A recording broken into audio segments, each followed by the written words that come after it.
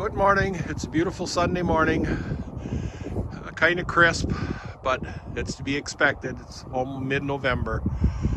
This is my little Massey 35 combine. I'm going to show you a few things. One thing I noticed was a pair of sunglasses hanging on it. You think that was a Massey option? So you know those were probably worn by the man who ran it. The man I bought it from bought the farm with this sitting in the shed. So he never ran it, but he knew the man who did run it. And I asked him if he knew how long it's been since it ran, and he figured 8 to 10 years. Now the shroud was taken off the back to make it shorter to fit in the shed. And the shroud was laying upside down on the dirt in the shed. And look at its condition on the top there. So how long would you estimate it maybe sat in that shed since it was run with that shroud laying in the dirt? I don't know if it would rust through that much in 8 to 10 years. I suppose it could. I'll show you a few other things. I hooked the battery up to it. Now I'm going to turn the key. And all it does is click. So I'm thinking the solenoid. So I ran a cable right to the starter and touching it to the battery post, and you see it does crank. So one of the first things will be replacing that solenoid. I don't know if I'm going to do any more with it out front here. I may tow it around back so I don't fight the trying to record and always having to pause for cars going by for the noise. So I don't know if I'll get that far today, but I might. I took enough time this afternoon to put the shroud on the back. That makes it look a little bit more like a combine. One reason I wanted to get the shroud on was it has this step here to help get up so you can stand up there to work on the engine.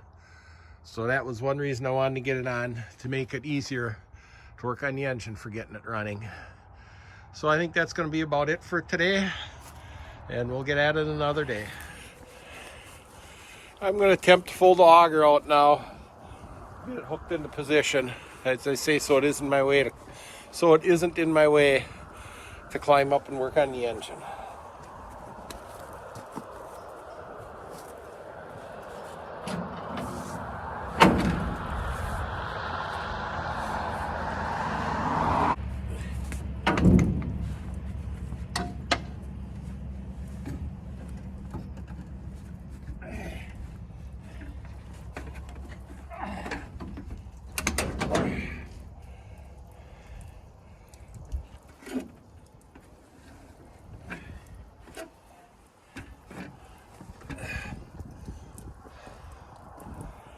Well, that wasn't too tough.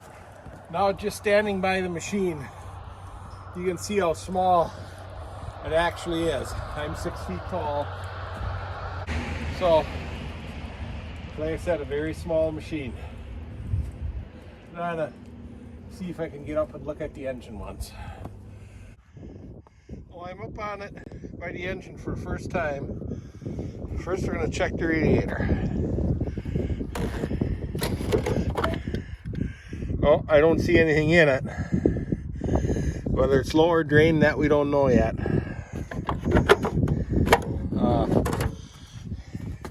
I looked for a dipstick, and then I realized it's right on the oil fill. And it's down to the head mark, but I'm sure there's no water in it. Well, it did sit inside. It has a partial flow oil filter.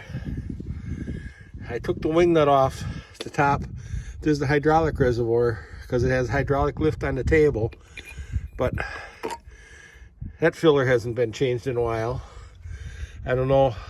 I'll have to get a big adjustable wrench, maybe check the hydraulic oil by screwing that out. I'm not going to do that right now.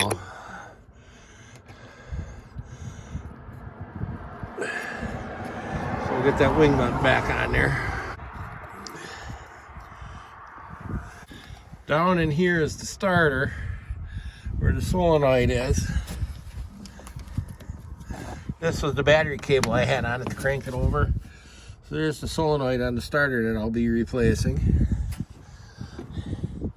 I'm going to pop the distributor cap off once. See what the points look like.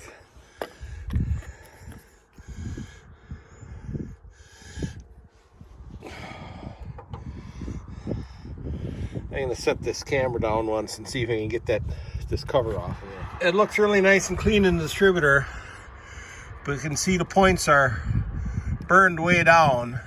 I'm sure if I file them, clean them up, they'll be good enough to start it, but you can see there is not much left of them, how thin they are. So I'll put that back on. The rotor and the cap look great, so we'll get that back on. The pipe for the air intake isn't hooked up, but I do have that. It was loose, so I took it off so I wouldn't lose it on the way home.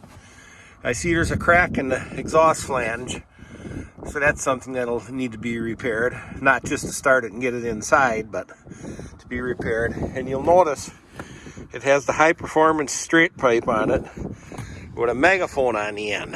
That'll probably good for another 2 more horsepower. So that should sound pretty good for that little 4-cylinder with that straight pipe. Now I'm going to smell in the gas tank.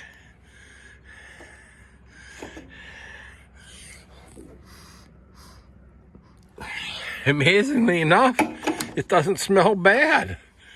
And I'm still going to drain it, but boy, it really doesn't smell bad at all. It'll be easy to drain because there's a plug on the bottom. I already checked it. It's loose. It isn't stock, so it'll be really easy to drain, so I'll drain it. Like I say, there's the starter. And at the bottom of the oil pan, you can see a hose leading away from the oil pan, so I got to see where that pipe leads to. So I'm thinking they have it leading somewhere so it's easy to drain the engine oil without having it run all over the top of the combine. We'll go around the other side and look. Yes, here's the hose for to drain the engine oil. But I think you'll push it through out the other side to get it all the way low enough so the pan drains completely. But that'll be good. This is the variable speed drive. When this moves ahead and back, one shift will get bigger and one shift will get smaller for the variable speed. But it has a 3-speed manual transmission. And this one, and this I believe has a clutch down here. Foot clutch. I know when I was a kid, my dad's Massey 60 special, this was controlled by hydraulic, the variable shift, and you actually had to release it all the way, and that was your clutch. So you always had to kind of anticipate when you were going to stop, because it wasn't like in pushing in the clutch and you could step on the brake and stop right away. The shift would have to slowly move over until the belt went to the bottom of the groove where the center freewheeled. So when you were going to stop, you always had to anticipate a little bit ahead of time if you're getting up close to something. Now this would have been the factory choke lever, and I imagine that cable got froze up. And you see they took one off a lawnmower and hooked it on. I mean, I'll use that at first because it appears to move okay. But I'm going to want to get the factory choke hook back up on this machine. Now this is the clutch pedal, which should be on the left. And that's the brake pedal. This just has one brake on the transmission. I guess the later ones have brakes individually on the wheels. Now here you can see the seat's been raised with a couple of 2x4s. I suspect I'll also be moving it back some because me sitting in, I think my belly'd be rubbing on the steering wheel. You can see it would have been with that seat down in the original position, or what I think would have been the original position. It would have been pretty for a pretty small stature person, but you got to remember back when this was built, the average man was smaller than they are now. This is the shift lever, reverse, first, second, and third. This controls the variable speed drive. This controls the unload auger. This engages the threshing mechanism. This, I'm sure, is the hydraulic lift for the table. Here's the ignition switch, starter button, and 1 gauge oil pressure. Oh no, 3 gauges. Oil pressure, water temperature, and amp meter. They all look to be in good condition. So that's it for the operator's platform. It has a simple flat belt drive for the threshing mechanism that engages and disengages with the tensioner there. The belts seem to be in very usable condition, but we'll see, maybe they'll are brittle and will break once I run it. That's why I want to get this thing under a roof again as soon as possible to protect everything. We have the auger drive, the sickle drive, and the reel drive. All the bats are in place. Oh, a couple of them have been replaced with particle board. I want to get straight boards so they aren't warped. That looks bad. All the sections and guards seem to be in place and in good order. One thing I've noticed differences on these, looking at pictures, is this one has chain drive here. I don't know if it's the cylinder down here or up here, but I see some in pictures. They have a big shiv here and a little smaller one here. And the shivs they have in the pictures appear to be variable shivs. So maybe it's a setup that you could vary the speed of the cylinder, where maybe on this one you have to change sprockets. I ordered an operator's manual, so I hope to learn more about that. Let's look inside this cover. Through here you can see the front of the straw walkers, the sieves down below, and you can see the back side of the concave. And I'm guessing this is the adjustment for moving the concave closer or farther away from the cylinder. So this must be the threshing cylinder up here. I'll put that cover back on. Now this looks like it may be another adjustment for moving the concave, and I can try and get this cover off to see if we can see in the cylinder, because I'm sure it's behind there. There's the cylinder for threshing. Not very big. And here's something rather interesting. This looks to be some kind of a worm gear drive so this goes around, makes this rod go back and forth. And near as I can tell, there's some kind of a flapper inside this screened housing, the air intake for the radiator, that would move back and forth. And near as I can tell, there's some kind of a flapper inside this screened housing, the air intake for the radiator, that would move back and forth. And the closest I could guess, as it moves back and forth, it'll draw air from one side and then draw air from the other side. So when it's drawn from this side, there ain't as much suction there, so maybe some of the debris can fall off. And when it moves this way, then there wouldn't be as much suction on this side, so the debris can fall off. We'll see that once I get it running. So that's a little bit of an overview, more of an overview of the Massey 35. I hope to get it running soon and show you more. Thanks for watching.